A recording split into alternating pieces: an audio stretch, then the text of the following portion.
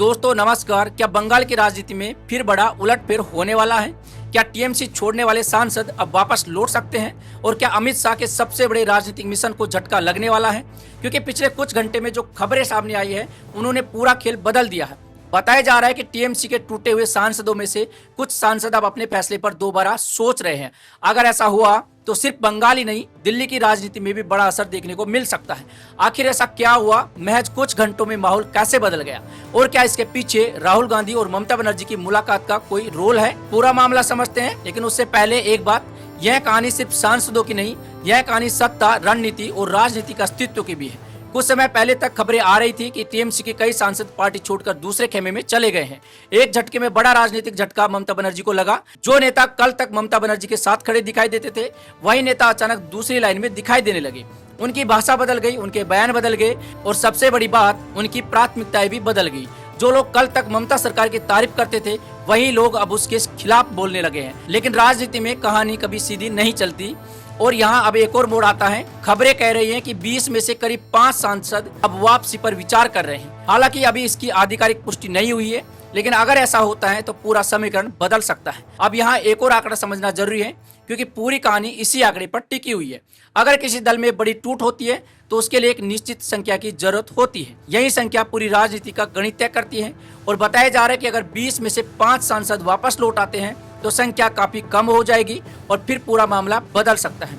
यानी जो लोग आज खुद को सुरक्षित मान रहे हैं, उनकी मुश्किल बढ़ सकती है। यहीं से ममता बनर्जी के लिए उम्मीद की नई किरण दिखाई देती है। लेकिन सवाल है, अचानक ऐसा क्या हुआ? आखिर सांसद अपना फैसला क्यों बदलना चाहेंगे? इसके पीछे कई तरह की चर्चाएं चल रही है। कुछ लोग इसे राजनीतिक दबाव बता रहे हैं, कुछ लोग इसे रणनीतिक बदलाव बता रहे हैं और कुछ लोग इसे भविष्य की राजनीति से देखकर जोड़ रहे हैं। लेकिन एक बात साफ है, अगर वापसी होती है तो यह सिर्फ टीएमसी की जीत नहीं होगी, यह एक बड़ा राजनीतिक संदेश भी होगा। अब जरा उस समय को याद कीजिए जब यह पूरा घटनाक्रम सामने आया। उसी समय दिल्ली में इंडिया गठबंधन की बैठक चल रही थी। ममता बनर्जी दिल्ली में थी, अभिषेक बनर्जी भी मौजूद थे। विपक्षी दल भविष्य की रणनीति पर चर्चा कर रहे थे और दूसरी तरफ बंगाल की राजनीति में हलचल मची हुई थी। यानी एक तरफ विपक्ष अपनी एकता बचाने की कोशिश कर रहा था और दूसरी तरफ उसके बड़े सहयोगी दल को झटका लग रहा था।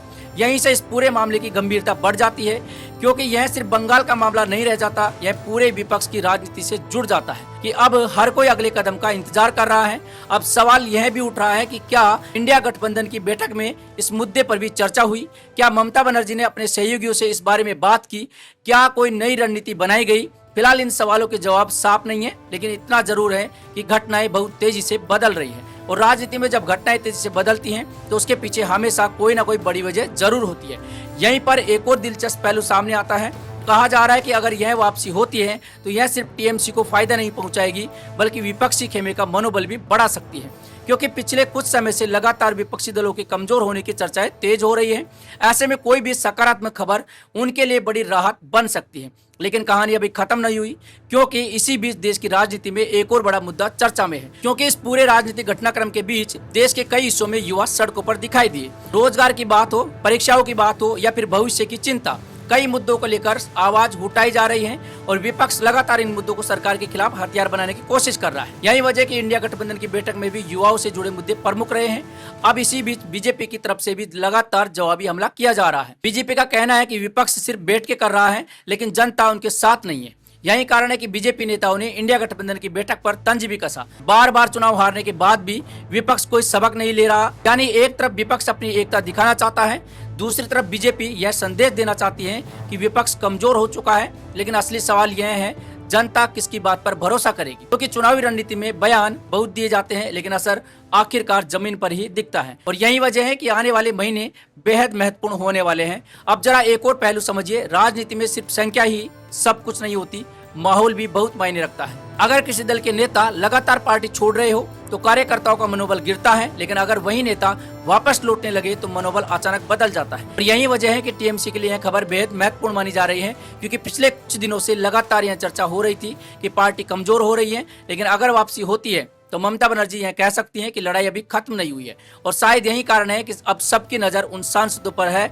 जो अगले कुछ दिनों में अपना अंतिम फैसला ले सकते हैं। लेकिन दोस्तों, इस पूरी कहानी का एक और बड़ा संदेश भी है, और वह संदेश है डर और दबाव की राजनीति का। क्योंकि राजनीति में अक्सर यह कहा जाता है कि जब तक सामने वाला डरता है तब तक वह चुप रहता है, लेकिन जिस दिन वह डर खत्म हो जाता है उस दिन हालात बदलने लगते हैं। यही वजह है कि विपक्ष लगातार यह दिखाने की कोशिश कर रहा है कि वह अब पीछे हटने वाला नहीं है। वह सरकार को घेरता रहेगा, सवाल पूछता रहेगा और अपने मुद्दे उठाता रहेगा, चाहे वह संसद हो या सड़क। अब इसी दौरान कई विपक्षी नेता भी लगातार सरकार पर हमलावर हैं। कोई आर्थिक मुद्दों को उठा रहा है, कोई बेरोजगारी की बात कर रहा है, कोई शिक्षा व्यवस्था पर सवाल उठा रहा है, तो कोई सरकारी नीतियों पर निशाना साध रहा है। यानी आने वाले समय में राजनीतिक टकराव और तेज होने वाला है। लेकिन फिर वही सवाल, क्या विपक्ष अपनी इस लड़ाई को एकजुट होकर लड़ पाएगा? क्योंकि चुनौती सिर्फ सरकार नहीं है, चुनौती खुद को साथ बनाए रखने की भी है। और यही वजह है कि बंगाल की यह कहानी सिर्फ बंगाल तक सीमित नहीं है, यह पूरे विपक्ष की राजनीति से जुड़ चुकी है। अगर टीएमसी अपने सांसदों को वापस लाने में सफल होती है तो इसका असर सिर्फ एक राज्य तक नहीं रहेगा, इसका असर राष्ट्रीय राजनीति तक भी जाएगा। और अगर ऐसा नहीं होता तो विपक्ष के लिए नई मुश्किलें खड़ी हो सकती है। यानी स्थितियों में दाव बहुत बड़ा है। अब जरा सोचिए, कुछ दिन पहले तक चर्चा यह थी कि टीएमसी को बड़ा झटका लगा है, लेकिन आज चर्चा यह है कि क्या कुछ सांसद वापस लौटेंगे। यही राजनीति है। इसीलिए अभी किसी अंतिम नतीजे पर पहुंचना जल्दीबाजी होगी, क्योंकि असल तस्वीर तब साफ होगी जब सांसद खुलकर अपना रुख बताएंगे, जब संख्या सामने आएगी और जब यह पता चलेगा कि आखिर कौन किसके साथ खड़ा है। लेकिन फिलहाल इतना जरूर कहा जा सकता है कि बंगाल की राजनीति एक बार फिर देश का ध्यान अपनी तरफ खींच चुकी है।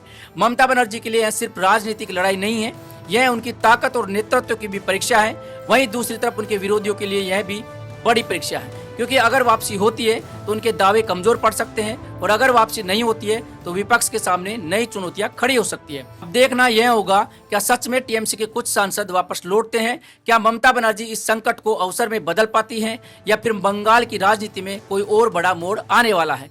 फिलहाल राजनीति के इस खेल में अगली चाल का इंतजार है। आप क्या सोचते हैं, क्या टीएमसी अपने सांसदों को वापस लाएगी या फिर यह राजनीतिक नुकसान और बढ़ने वाला है?